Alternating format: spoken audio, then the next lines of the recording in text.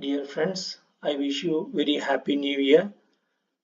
This is Dr. M. Alexander from MEG TNPSC Academy. Let us discuss key current affairs for November 22nd, 2024. Ukraine has stated that Russia launched an attack on them using an intercontinental ballistic missile that traveled from one continent to another. India's renewable energy production capacity has increased by 24.2% in the past October month. This reflects the recent progress in India's energy sector, especially in the development of solar power, wind energy, and other renewable electricity sources. Climate change action performance comparison. In the global ranking of more than 60 countries assessed for their efforts against climate change, India has secured the 10th position. Despite being the world's most populous country, India has relatively lower per capita carbon emissions and energy consumption compared to the global average. India's per capita carbon emissions stand at 2.9, significantly lower than the global average of 6.6. India, as the third largest emitter of greenhouse gases, is committed to reaching net zero carbon emissions by 2070. By 2030, India has set an ambitious target of achieving 500 gigawatt of renewable energy capacity. India has made substantial progress in renewable energy. Major solar power projects have been initiated. Energy efficiency standards have been introduced. There has been a notable increase in the use of electric vehicles. However, despite these advancements, coal remains a significant source of electricity generation in India, and the country is one of the top 10 countries with the largest coal reserves. Global contributions to emissions. 63 countries, including the European Union, contribute 90% of global emissions. Among the G20 countries, India and the UK are the only ones ranked highly for efficiency in addressing climate change. On the contrary, China and the USA, the largest global emitters, are among the least efficient countries, ranked 55th and 57th respectively. Russia, UAE, Saudi Arabia, and Iran, all major oil and gas producers, occupy the last positions in the ranking, indicating low performance in climate action. India's progress is commendable, but the continued reliance on coal and the challenges of balancing development with sustainability remain significant hurdles. Delhi's air pollution crisis and overview. Air quality worsens. On November 6, 2016, Delhi's air quality index reached a hazardous level of 497. Currently, it stands at 494, nearing the previous peak. According to the University of Chicago, Delhi residents' life expectancy is reduced by 11.9 years due to air pollution. Population and vehicles. Delhi spans 1,483 square kilometers with a population of 16.8 million as per the 2013 census. By March 2023, Delhi had 7.945 million registered motor vehicles, more than the combined total of Chennai, Mumbai, and Kolkata, including neighboring regions like Gurugram, Noida, Faridabad, and the Ghaziabad. The population and vehicle count for exceed these numbers. Sources of air pollution. Vehicular emissions. While motor vehicles contribute significantly, they are not sole cause of air pollution. Stubble burning. Crop residue burning in neighboring states like Punjab, Haryana, and Uttar Pradesh contributes heavily. Construction dust. Dust from construction and road debris also adds to the pollution. Other factors: use of wood stoves, emissions from thermal power plants, and improper waste management play a role. Delhi generates 11,342 tons of solid waste daily, but only 8,410 tons are managed properly. The rest is either burned or dumped in the landfills, exacerbating pollution. Measures taken to control pollution. Immediate actions: ban on entry of heavy vehicles into the city, online classes for schools, halting construction activities, reduced use of motor vehicles, work from home allowances for employees. Despite these efforts, pollution levels remain critical, showing limited improvement. Global examples of pollution control: Los Angeles, USA, tackling air pollution since 1947. La Paz, Bolivia, transitioned public transport to electric buses and implemented tram-style cable cars to reduce emissions.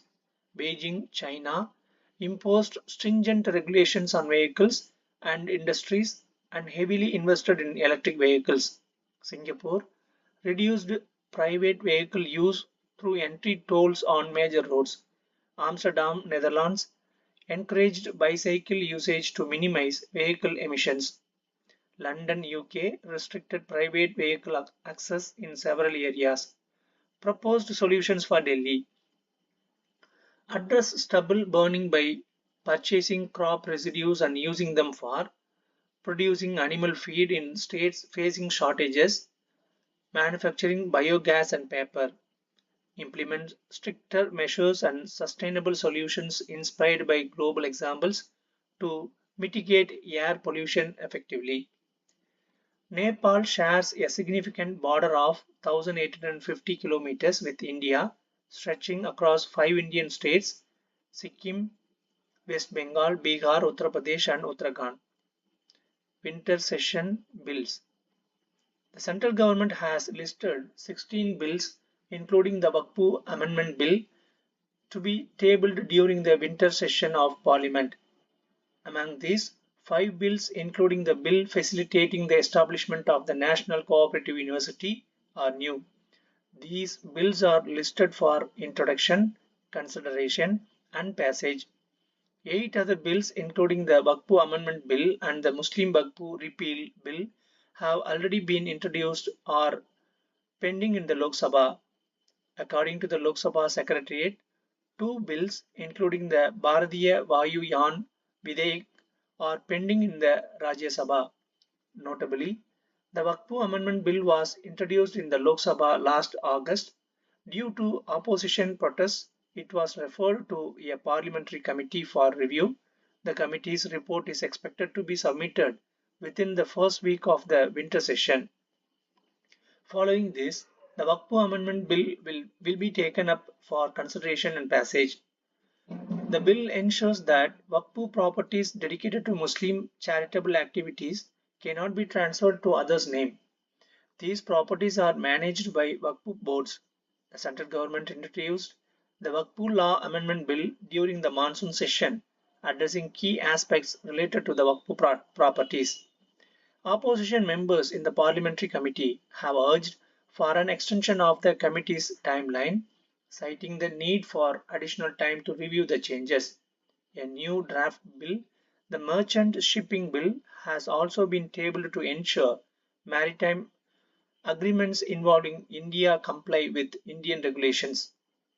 The US Department of Justice has accused businessman Gautam Adani of offering a $265 million, that is approximately rupees 2,238 crore, bribe to Indian officials to secure solar energy contracts. Opposition leaders have called for parliamentary committee inquiry into the matter. Kenya's President William Ruto has declared the cancellation of agreements with the Adani Group regarding airport expansion and energy projects. Indian Defence Minister Rajnath Singh participated in the Asian Plus Defence Ministers meeting held in Laos. During his address, he emphasized that Buddhist principles could serve as a guiding framework for resolving various global changes. The Supreme Court of India has instructed the central government to formulate a comprehensive plan to curb the trafficking of bonded laborers to various states. The International Criminal Court has issued arrest warrants against Israeli Prime Minister Benjamin Netanyahu and the country's former defense minister Yoav Gallant for their involvement in war crimes in Gaza. It is notable that the number of casualties in the Israeli attacks in Gaza has surpassed 44,000. K. Sanjay Murthy, the former Secretary of the Ministry of Higher Education, has taken over as the new Comptroller and Auditor General of India. The CAG plays a crucial role in ensuring transparency and accountability in the government's financial accounts, particularly in overseeing the revenue and expenditure records of the government. Russia highlights global discussion on plastic pollution at UN talks in Busan.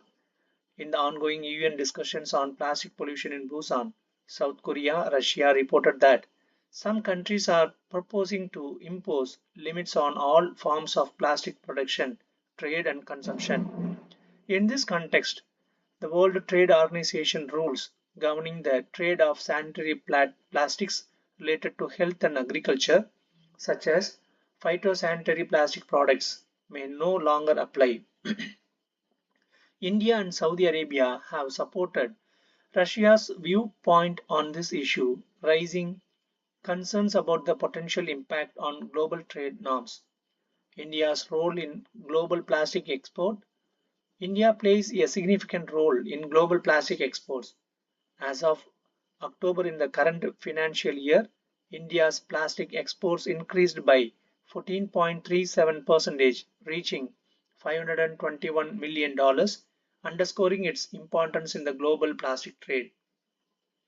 A tidal park constructed at a cost of Rs 330 crore was inaugurated by Chief Minister M.K. Stalin in Pattabhiram, Tiruvallur district. Spread across 11.41 acres, the park includes a 21-floor building with a total area of 5.57 lakh square feet. It aims to bring IT development to the northern region of the Tamil Nadu, designed to accommodate 6,000 IT professionals. The building adheres to green building standards. The tidal park is expected to create job opportunities for educated youth from Tiruvallur and surrounding districts in northern Tamil Nadu, improving their socio-economic status.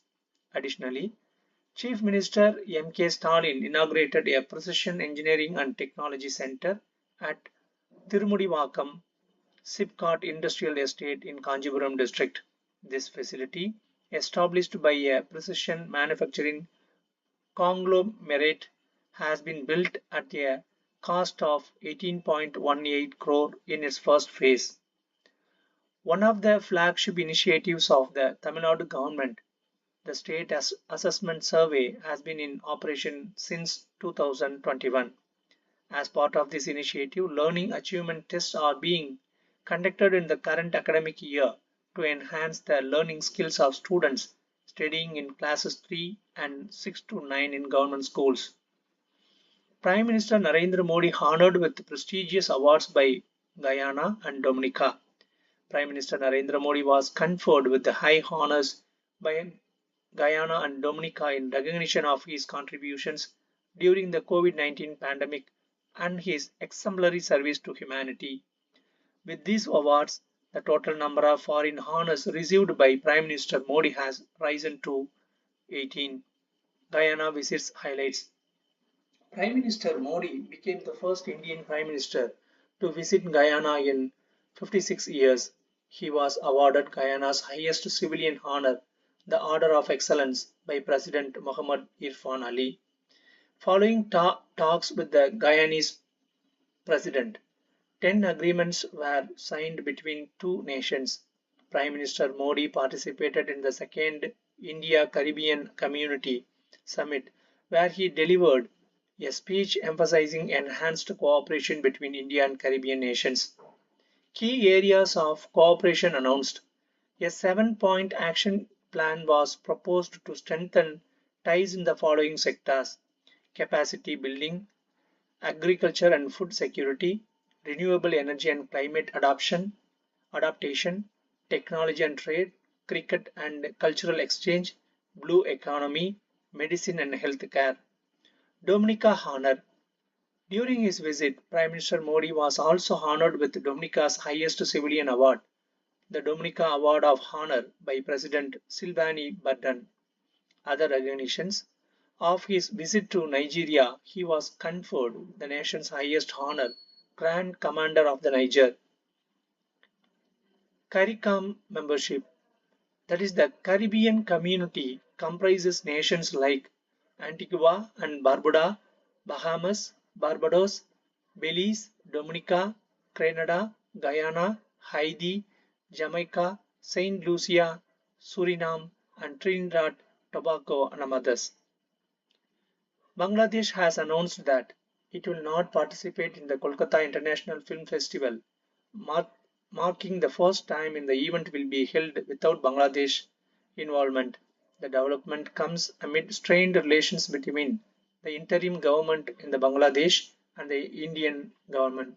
Previously, Bangladesh also chose to boycott the 48th Kolkata Book Fair, highlighting the ongoing diplomatic tensions. General Upendra Trivedi, the Chief of Army Staff of India, is currently on a 4-day visit to Nepal. During the visit, Nepal's President Ramachandra Baudel awarded General Trivedi the prestigious title of Nepal Army General in recognition of his outstanding contributions and the strong ties between two nations. The sixth Carom World Cup Championship was held in California, USA, where two talented players from Tamil Nadu, Kazima Nagajodi, Mitra Mariam and Irudayam participated. Kazima, a 17-year-old from Puduvannarapet, Chennai, created history by winning gold in three categories: women's singles, doubles, and team events. The Border Gavaskar Trophy is one of the most prestigious and highly anticipated cricket series, coming second only to the Ashes series in terms of global attention and significance. In this tournament, the current World Test champions, Australia, are set to face India on Australian soil. America, a nation built by immigrants. The United States is a country predominantly built by immigrants. Among its population of approximately 330 million, Native Americans constitute only about 2%. Notably, both Donald Trump and Kamala Harris, who contested in the recent presidential elections, come from immigrant families. The Gujarat government has granted tax exemption to the Hindi film titled Sabarmati Report, which focuses on the Godhra train burning incident that occurred in 2002. This move comes after 5 states governed by the BJP granted similar tax exemptions to the film, reflecting political and social interest in its content. On February 27, 2002, a group of Karsevaks from Gujarat were returning from Ayodhya in the Sabarmati Express. When the train reached Godhra railway station, a fire was set in the S6 coach, resulting in the deaths of 59 Karsevaks. The incident sparked widespread violence across Gujarat, escalating into uncontrolled communal riots, leading to over 1,000 fatalities. Thank you.